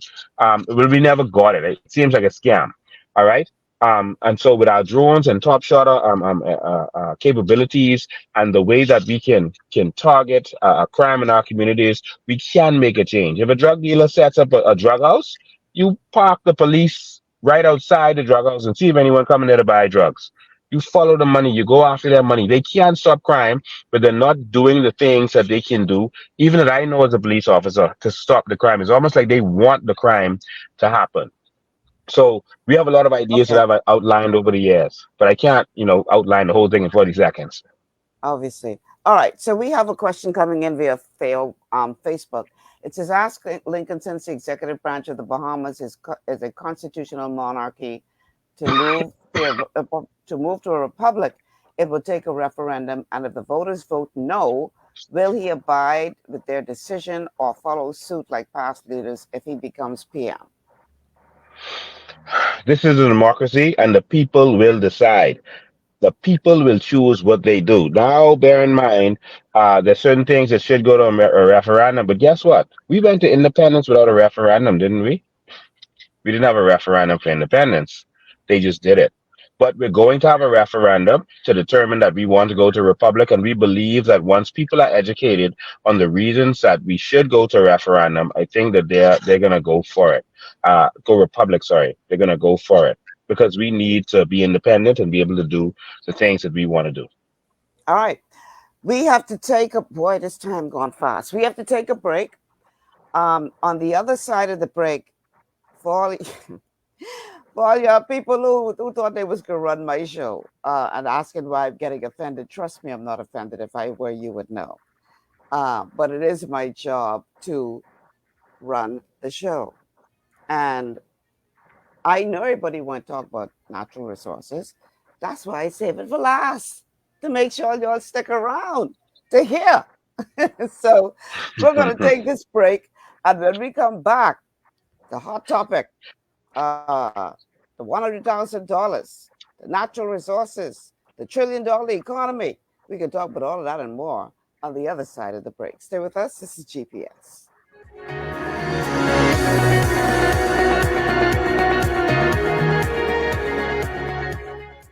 Global Paradigm Shift will return after this.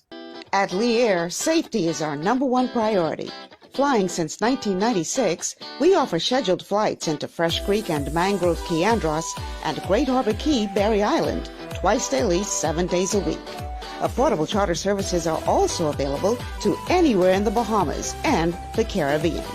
Lee Air Charter Services. Call 225-3267, 702-7127 or 322-1317 for reservations. Understanding your microbiome, also known as your gut ecosystem, can change everything you thought you knew about nutrition, digestion, immunity, and metabolism. Keeping your gut ecosystem healthy and balanced is essential. Ultimate Microbiome by Longevity was specifically formulated to optimize this ecosystem. It provides the advanced support your gut needs through prebiotic, probiotic, and postbiotic supplementation. Our unique blend of probiotics includes Lactobacillus and Plantarum, healthy bacteria that can help prevent harmful bacteria from taking over your gut. Increasing your gut's population of beneficial bacteria creates a more balanced gut microbiome, which has been shown to aid in weight loss, skin health, sleep, mood, and may even help with seasonal allergies. Ultimate Microbiome also promotes the production of postbiotics. Postbiotics are key to help regulate your gastrointestinal health. To enhance digestion, Digizyme Multi-Enzyme Complex, a blend of 5 specific enzymes, has been added to Ultimate Microbiome. It can help break down food so your body can better absorb nutrients. Plus, we've added our proprietary I-26 Hyperimmune Egg Powder to aid in the elimination of disease-causing gut bacteria and help your body balance its immune response.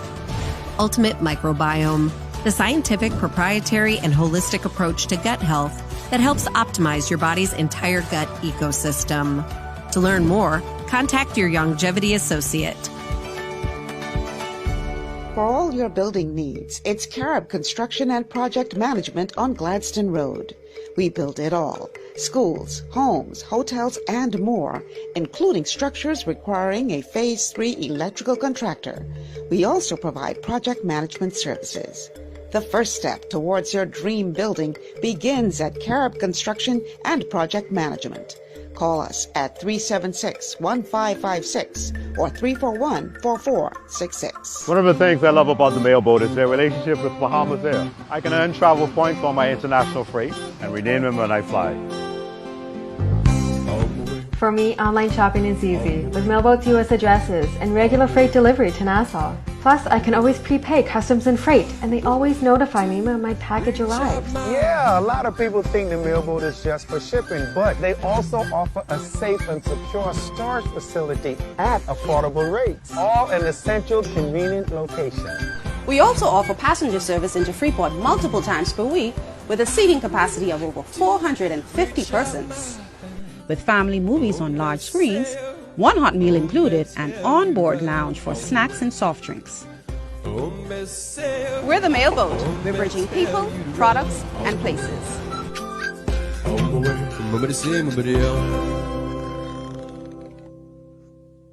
Executive Printers is your one-stop shop for all your branding and customization needs. Letterheads, envelopes, business cards, invoices, share and gift certificates, rubber stamps, vouchers, funeral programs, brochures, flyers, banners, and promotional items like mugs, water bottles, mouse pads, and key rings, all with personable service and great quality. No project is too small or too large. For great turnaround and competitive pricing, make an executive decision. Call us at 393-5011.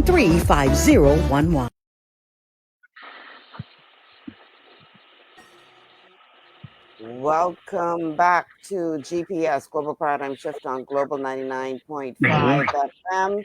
Michelle Malcolm in your company, along with COI President Lincoln Bain, who is one of the candidates seeking to be elected for the West Grand Bahama and Bimini seat. Here's how you can get in on the conversation. If you haven't already done so, please like and share the show. We are streaming live on Facebook. Lincoln, I need you to mute your mic because we're getting a little bit of feedback, a little bit of noise. There you go. We're streaming live on Facebook on the official Michelle Malcolm and Global 99.5 FM pages. If you haven't already done so, please like and share the show. Also coming to you live on Global 99.5 FM radio. Welcome to all of you listening by way of radio from here in New Providence, Grand Bahama, throughout the country and the world. We are coming to you live on rumble.com, rumble.com. Look for Global Paradigm Shift, all one word, no spaces in between. And we are coming to you live on Cable Bahamas, channel 974. The numbers to call are 3260271, 3260271. Let's go ahead and put that graphic back up again. 3260272, 3260272. The WhatsApp line for messages and calls is 801-0271, 801-0271. And last but by no means least, you can download the Global 99.5 FM app to your smart device. Take us around with you 24/7.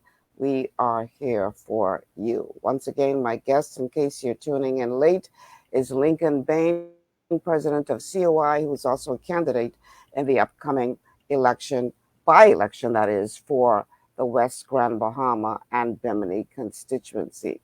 I'm going to refer to one more comment, and then I'm going to go to my next set of questioning.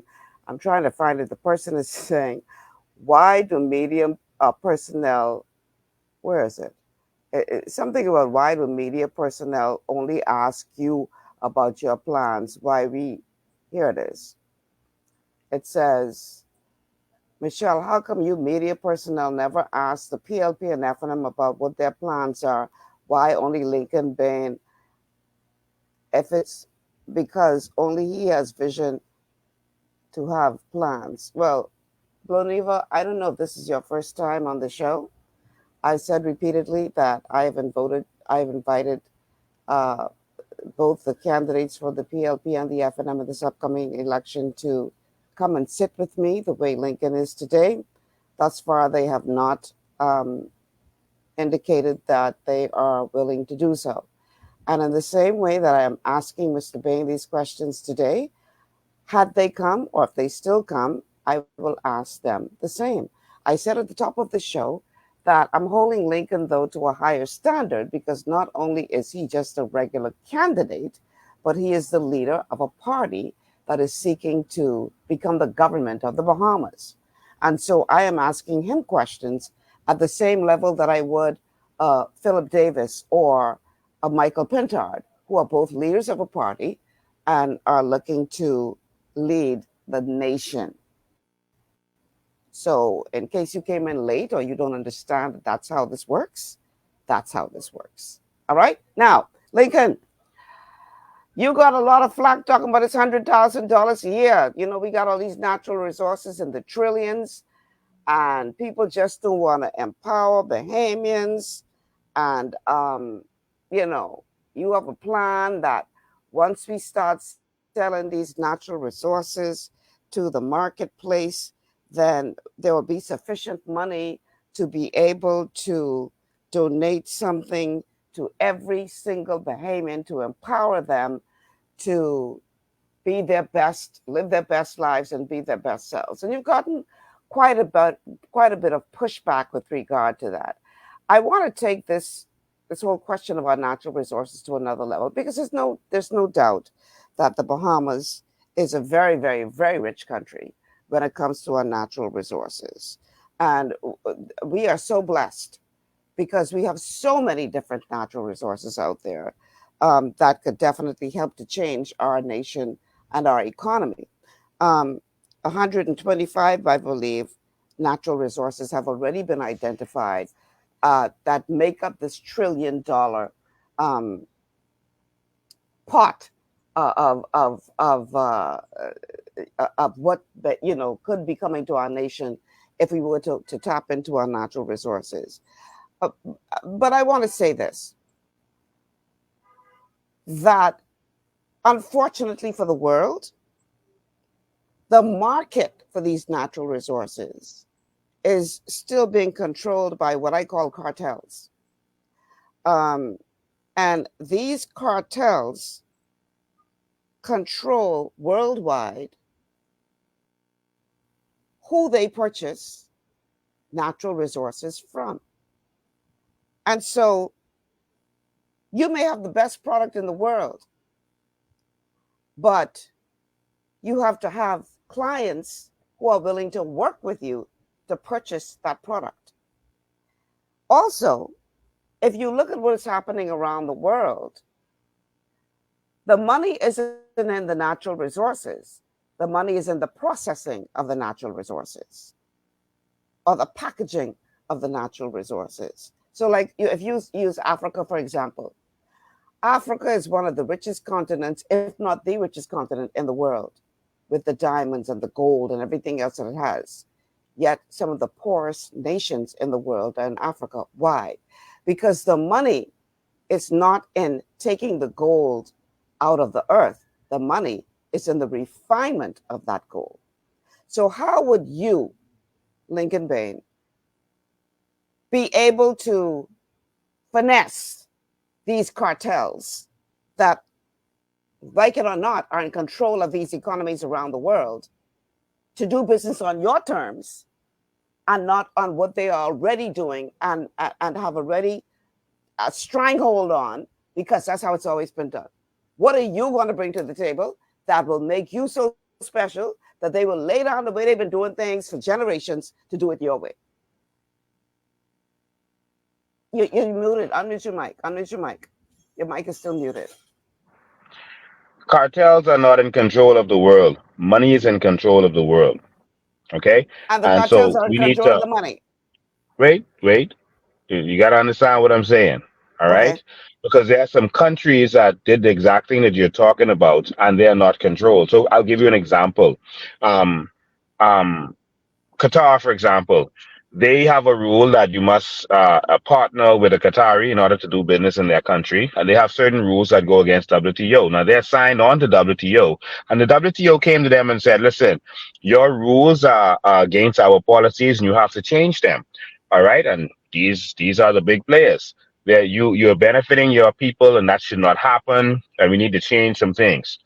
Qatar said, no, we're not doing that. We will benefit our people, and any policy that is against that, we're not going to go with. They said, but you signed on to WTO. They said, well, we don't care. The representative said, okay, then we're going to have to put sanctions on you. You know what the leader of Qatar said? Well, the negotiator, he said, don't waste your time. What we'll do is we'll shut down our gas mines and our oil mines, but particularly our gas mines. We've already made all of our citizens wealthy. They have generational wealth for probably hundreds of years. We're going to shut down the mines, and we don't have to worry about your system. You know what the WTO representative said to them? Oh, wait, hold on. You're being rash. So what we're gonna do is we're gonna come back in 5 years, and we'll continue the negotiation and see where we go from there. You know why? They don't want that gas mine to shut down. It's the number one in the world. It would affect the whole world. You negotiate from a position of strength, and that is what our politicians don't do. They sell out for crumbs. They have no strength. The world is running out of sand. If you go on YouTube, you go on Google, and you see a quick search, the UN has done studies on it. The whole world is running out of sand because, like every other natural resource, it's not renewable, except for in the Bahamas. And so the whole world is running out of it.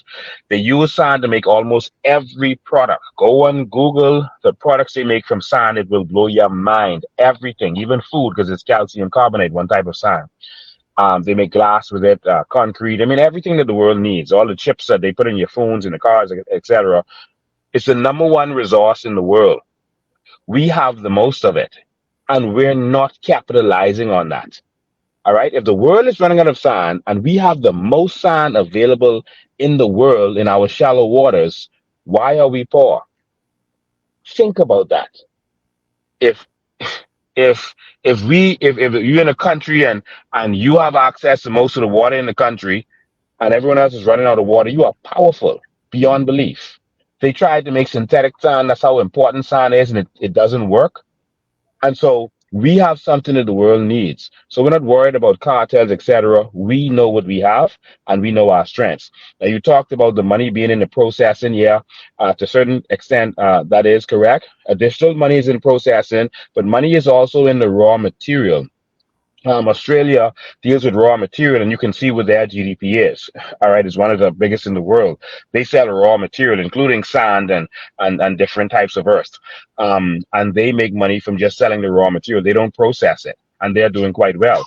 But initially, you sell the raw material, you use that money to make money to go into the processing, and that's where you take it to the next level. So, for example, in Norway, Norway allowed the oil company to come in, I think it was Shell, to come in, explore for the oil. They found the oil. They gave Norway, I think it was like 80 something percent. So initially it was 72% of the monies from the oil, and they kept the balance. And eventually, Norway used that money to also go into the business. So initially, they let the other person do it. They got the royalties from it, and then they also went into the business. And so the oil companies mine oil drill for oil in Norway, but Norway also does it. And that's where you got Statoil and Equinox, which is also located in Grand Bahama. We have to know our value and have a government that is thinking about doing things to make money from. And that's where our problem comes in.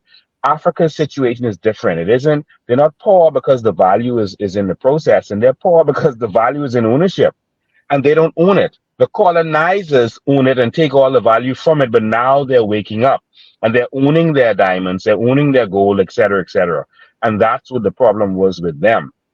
So initially, we're going to do salt.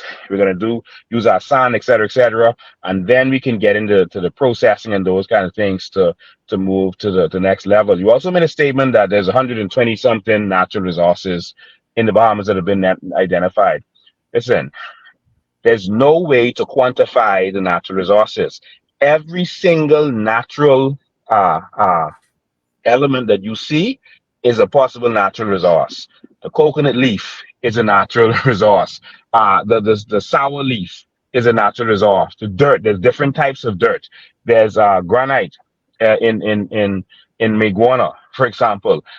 There's all under your sea. Everything that you can see and touch that is natural is a natural resource, because there's different materials you can use to do different things. So to quantify the natural resources is more difficult than just saying there's 120 something natural resources. Anything you can use sand to make one product or another product. It's a raw material. All right. So you can use different types of dirt for different things. So to one person, this may look like dirt that they use one thing, that they make one thing out of, but that the dirt may be a different material. So it could be limestone base. It could be the sand could be quartz base. All right, or the sand could be a calcium carbonate base. And so we can't quantify the natural resources. But what we do know is we have some natural resources that the world needs. Salt, everyone consumes salt. All right, we have, we believe, 11 to 13 salt ponds that we can use in this country to go into the salt business. The government had a chance to buy Morton salt during the lockdowns. They had a chance to buy Morton salt. It was for sale, not in Inagua, worldwide, including Inagua. All right. And they didn't do it. We have to wise up as a people. All right. So we're going to use our natural resources, and those natural resources are going to provide Bahamians the benefits and the opportunities they need so our children can come home and work here and build a new Bahamas. All right, let's talk about, let me get myself back into the studio. Let's talk about this, the $100,000 and the strengthening of the economy and the empowering of all Bahamians. And I'm glad you mentioned some of the countries that you did, like Qatar, Australia, etc. I want to put up on the screen, just give me a second, let me go there. A graphic again. My apologies to all of you listening by way of radio. Please go later on to either rumble.com or Facebook to actually watch the show so you can see what we're talking about that you aren't able to see on radio. So let's see if this, okay, there you go. All right, so this is a graphic for those of you who are watching of the richest nations in the world. And this is based on data from 2023. So I believe it is the latest information. This is on GDP per capita. You will see where Luxembourg is number one. Their GDP per capita is $128.8 thousand per year. Ireland is number two at $107,000 per year. Switzerland, number three, $94.8 thousand per year. Qatar, which Lincoln mentioned, is $89.4 thousand per year. Norway, $88.8 thousand per year. This is the GDP per capita. Okay, Singapore, we hear so much about, 84.5 thousand per year. United States of America, 78.4 thousand a year. Iceland, number 8, 78,000 per year. Australia, which Lincoln also mentioned, 68,000 per year. And rounding out the top 10, Canada at 66,000 a year. If you want to look at the region, because we always talk about us being third in the region, then Canada, which is second in the region, is 52,000 a year. And I believe we fall somewhere around $35,000 per year, according to the latest figures. So based on your plan, Lincoln, which is to monetize the natural resources so that every Bahamian will be able to be paid a dividend, if you will, of $100,000 a year at least. Keep in mind that these richest nations in the world, only 2 of them are above 100,000 a year. That's number 1, Luxembourg, and number 2, Ireland. And this is based on industries. This is not just based on their governments handing them a check every year. So you're saying to me that the Bahamas, if we take full advantage of our natural resources, we will go from not even being in the top, I think that graphic was the top 50. We would jump from not even being in the top 50 as far as GDP is concerned, but all the way to number 3 in the entire world, just from monetizing our natural resources without industry? Explain that to me, how that would work, please. Yeah, that's a very good question. First, you need to understand macroeconomics to understand what GDP per capita means. GDP per capita is a made-up dynamic that a lot of people don't even use anymore. It's not a real figure that has any meaning. GDP per capita just means based on the GDP and what is produced, the gross domestic product, what is produced in the country, you divide it by all of the people you have in the country, and that would give you a GDP per capita. But that means nothing because most of the people don't produce that. They don't own any of that. And so GDP per capita, for example, for the Bahamas means nothing. Well, first I'll say this. Per capita means very little. For example, per capita, every Olympics where we won 1 or 2 medals, we won per capita because of our population. Yes. We have a smaller population. So to say that use figures like per capita means nothing in real terms. We don't own Atlantis. So that per capita doesn't mean anything. That money is coming out of our country anyway. We don't own the cruise ships. That money is going out of our country. We don't own the industries that are in Grand Bahama. We don't own Bahama Rock, et cetera, et cetera. That money is going out of the country. Where it will have a bigger impact, and this is how Qatar and these other countries went from a developing nation to developed nation, is that they took control of ownership. And this is what the problem that WTO had with them. They took control of ownership of their industries. How is it that in this, in the 21st century, our number 1 industry is based on the casino hotel, and we still don't own a casino hotel? How is that? The number 2 industry is offshore banking, and we still don't own 1 offshore bank? It doesn't matter what our GDP is right now because we don't own it. We get jobs. We are slave labor on plantations. And so none of that is relevant. Now, when you look at different countries, they get their GDP in different ways. Some of them, like Australia, gets it mostly from mining, etc. But there are certain countries that have no natural resources. All right, like Singapore. Singapore has a almost $500 billion economy. All right, and they do that based on certain services that they provide to the world. They also are the gateway. They're the gateway to Asia. So ships had to stop in Singapore, refuel, and then continue on to the rest of Asia. So they were in the mouth of Asia, and they realized, hold on, if ships keep coming here to refuel, we should go in the fuel business. We should invest and own the fueling station so that when the ships come, we provide them with fuel. They did that to go and become a developed nation. Japan did the same thing because they were the gateway to China. All right. And that's one of the ways they did it. When they made the money from the fuel, they invested in other things, including educating their population.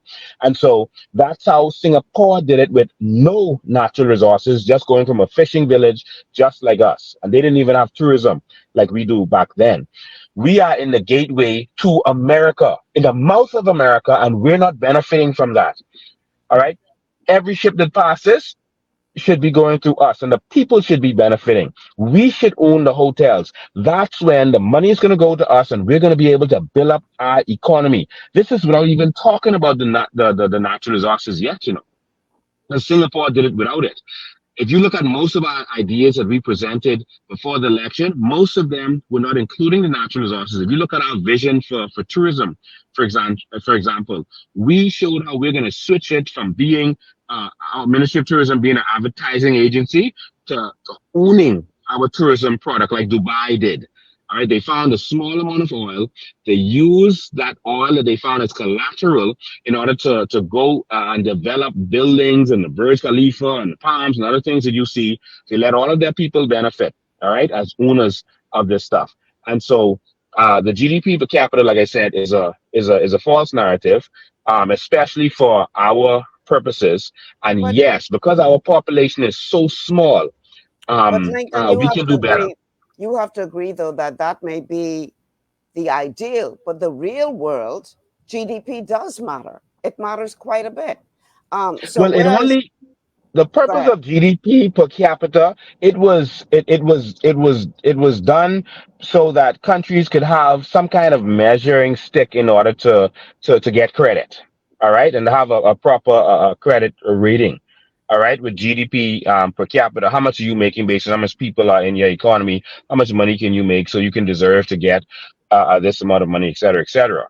But in terms of the real world, GDP per capita is not the real measuring stick unless the citizens of that country own the economy. Then it's a measuring stick. Like in America, it can be a measuring stick because you'll have mostly Americans owning it. In England, you can do that. But in third world countries, foreigners own the GDP. So it doesn't tell you the economy. We are basically leeching, sucking off of these plantations in order to make some jobs.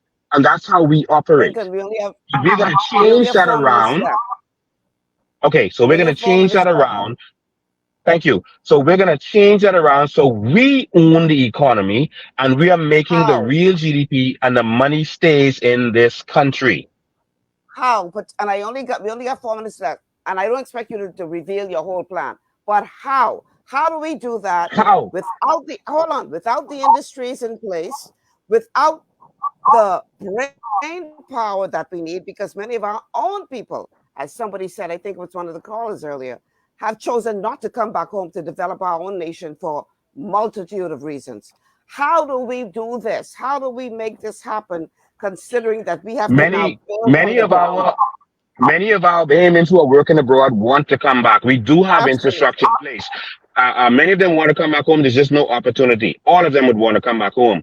There is infrastructure in place. We have to build industries. People, wait. We have one of the biggest mining industries in the world right now. All right. It's just that we're not benefiting from it.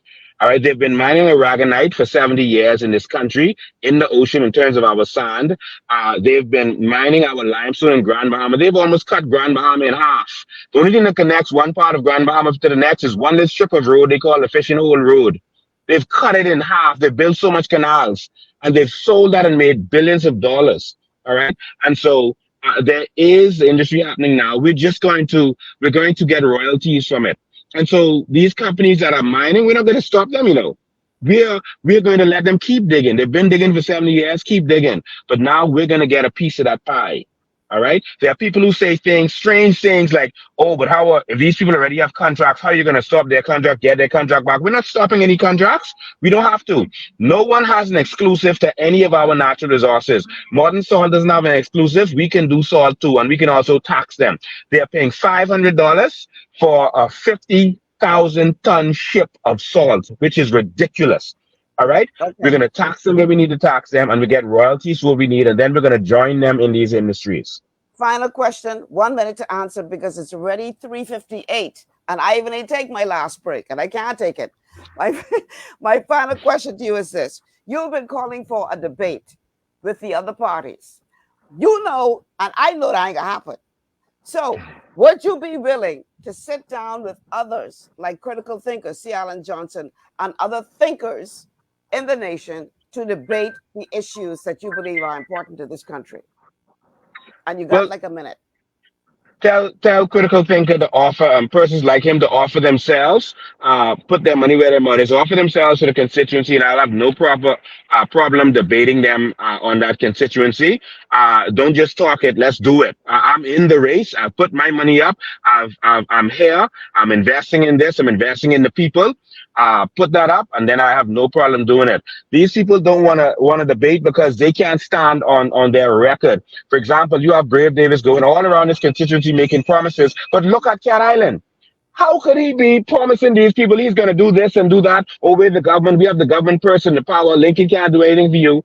But you're the government person. You're the prime minister. And look at Cat Island. Nothing is happening there.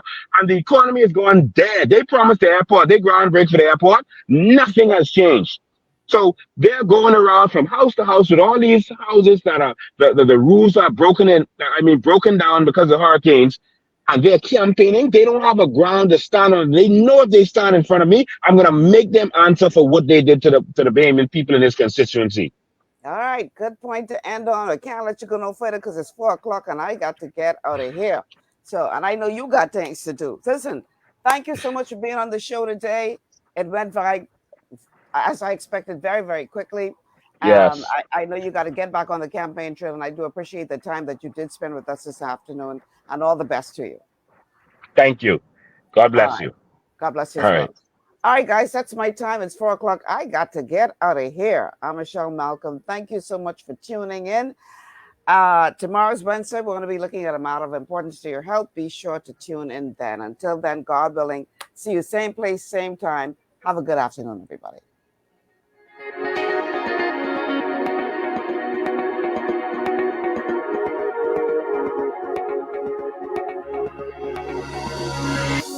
Global 99.5 FM reminds our listeners that the views and opinions expressed on this show are those of the host and guests and